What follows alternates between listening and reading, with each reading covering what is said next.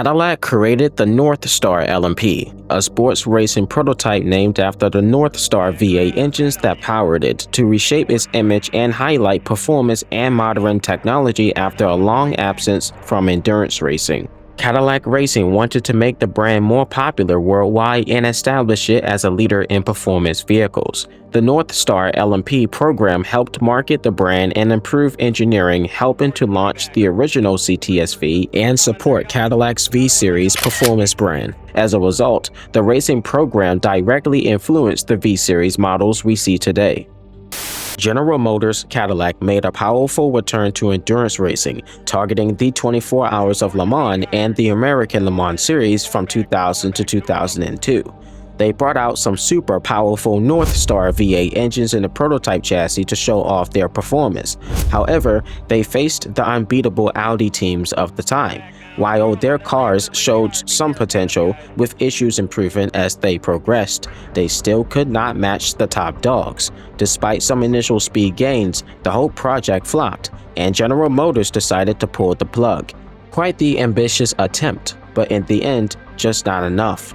Cadillac began its Le Mans prototype project in 1999, using the successful Riley and Scott Mark III chassis and refining its Northstar engine to take on the dominant Audi R8. They designed a new body featuring an egg crate front grille and large side scoops to cool the twin turbochargers, showcasing Cadillac's art and science style.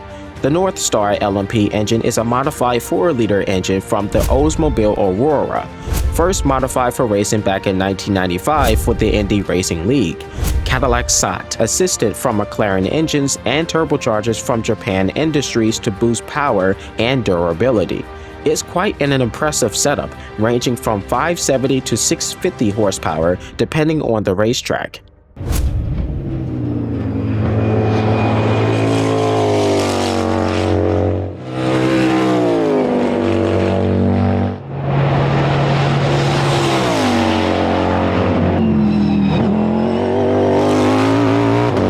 The 24 Hours of Le Mans and American Le Mans Series shared the same ACO regulations and car class structure. Cadillac competed in the LMP 900 class alongside the Audi R8 and Payne's LMP, among others. Introduced by the ACO in 2000, the LMP 900 features open cockpit race cars with a minimum weight of 900 kilograms, designed for speed and power, often with large engines. In 2000, GM built 6 cars, 2 for Team Cadillac in the US, 3 for the French Team Dams, and 1 for testing. For the 2000 debut, GM operated Team Cadillac and Team Dams in the American Le Mans Series and the European Sports Racing World Cup for Le Mans preparation. The Northstar LMP debuted in the 2000 Rolex 24 at Daytona, marking Cadillac's return to global endurance racing after 50 years. Team Cadillac started with high hopes and found itself up against some tough competition from the top dogs, the Audi R8s. However, their first season was rough, marked by reliability issues, and ended with a disappointing finish far behind the pack. The 2000 season was a learning experience. At the 24 Hours of Daytona that year, which was part of the Rolex Grand Am Series, Team Cadillac debuted its 2 Northstar LMPs, qualifying 2nd and 3rd, right next to the factory GT Corvette race cars. They started strong, but then things twisted, and they fell almost 100 laps behind the leader after one of their cars suffered a gearbox failure towards the end, finishing in 13th and 14th place. Next was the American Le Mans Series Sebring 12 Hours, which featured both Team Cadillac and Team Dams on the grid with Audi and BMW. Team Cadillac had 2 cars, and Dams brought just 1.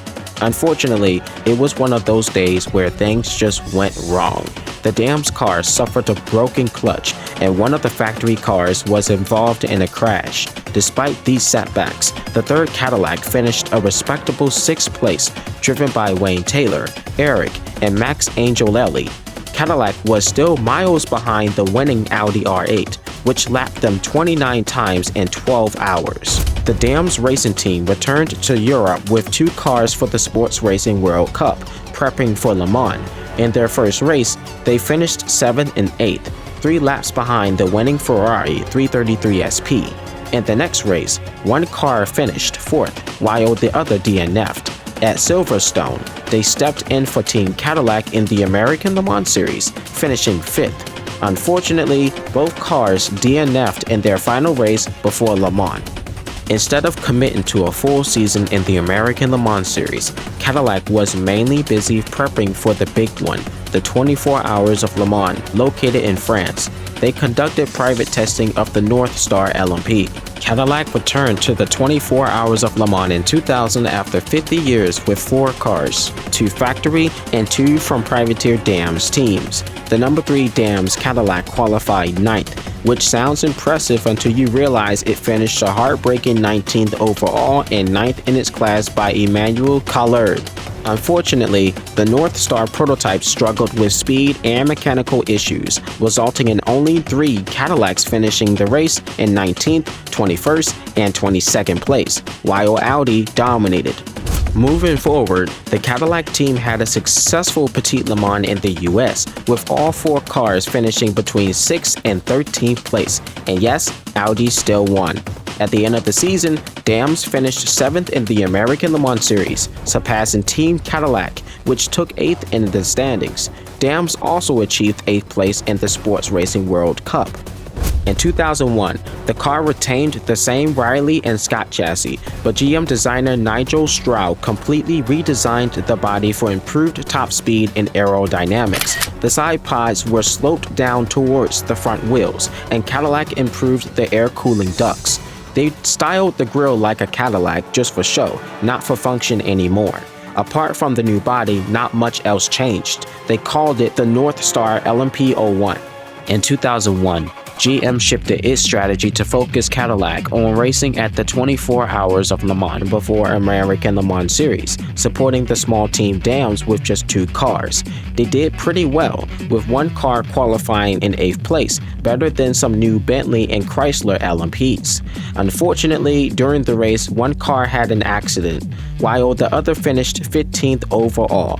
After Le Mans, Team Cadillac joined the American Le Mans Series mid-season and raced at Sears Point Raceway.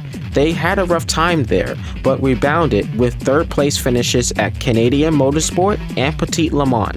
Although Audi dominated the American Le Mans Series, Cadillac had a better season and finished 4th in the team championship. Drivers Taylor and Angelelli consistently scored high points, beating some private Audi R8s along the way too. They made substantial progress in 2001, but it was still a year for development as they worked to catch up with the evolving prototype class. Cadillac replaced its original car on the Riley and Scott platform with a custom-built prototype, aiming to match a competitive edge against advancing European rivals through superior F1-style aerodynamics that the Riley and Scott platform couldn't match.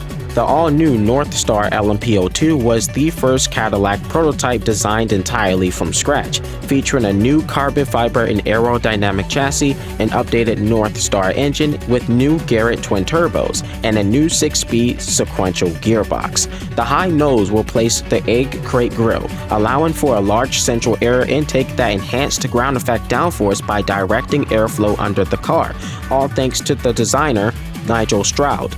Team Dams was no longer involved in the project, leaving the factory Team Cadillac to handle the race car. In the 2002 season, Cadillac did some private testing before Le Mans. They showed up at the 12 Hours of Sebring, but things did not go too well. 1 car suffered an electrical failure at the end of the race and DNF'd, while the other placed 31st overall and 11th in its class. Fast forward to Le Mans, and suddenly, things looked brighter. The Cadillacs were quick in qualifying, securing 8th and 10th, even outpacing an Audi and a Bentley. During the race, the Northstar LMPs did their best, staying in the top 10 for most of it and holding their ground against the big names.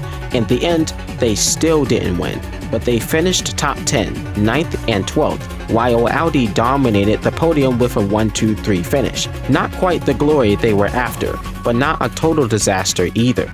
Cadillac returned to the USA for the American Le Mans Series race in Washington, D.C., where the team finished 4th, just a single lap behind the winners. They secured multiple podium finishes during the season. Team Cadillac took home 3rd place finish at Canadian Motorsport, Laguna Seca, and Petit Le Mans. The season peaked at Miami, Florida, where Cadillac's LMP02, driven by JJ Leather and Max Angelelli, achieved its best result, finishing second, just 14 seconds behind the winning Audi. Cadillac had settled in 5th in the team championship standings and had the best season since the start of the program.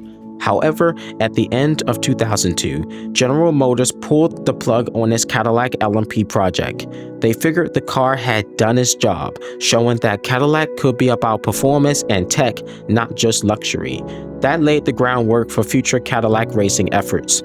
Instead of just selling off their Northstar race cars to private teams, they kept them to focus on their more successful Corvette racing program. Unfortunately, that was about as far as the success story went. Now, the Northstar V8 engines did have their moments of brilliance, especially after some adjustments. But when faced against the relentless Audi, no offense, they might as well have been driving a mobility scooter. They had many reliability issues and a defective engine design, making it challenging to compete. One key issue was their reliance on outdated development methods rather than modern simulation-focused techniques used by competitors. Although the Northstar engine was powerful, it lacked the benefits of early computational fluid dynamics modeling, which contributed to its underwhelming performance compared to rivals. They really tried, but sometimes, even with the biggest names in automotive history, that effort isn't enough. The Northstar LMP wasn't a complete flop, but it faced the typical problems of a first-generation race car that was short-lived. It had speed that suggested potential, but ultimately had to concede defeat before it could fully challenge the boss fight. It was a valiant effort, but ultimately a case of, nice try, we'll get them next time. 14 years later, General Motors officially returned to top-tier prototype racing with Cadillac in 2017 and achieved huge success, dominating the races with the DPI VR, which is a follow-up to the Northstar LMP.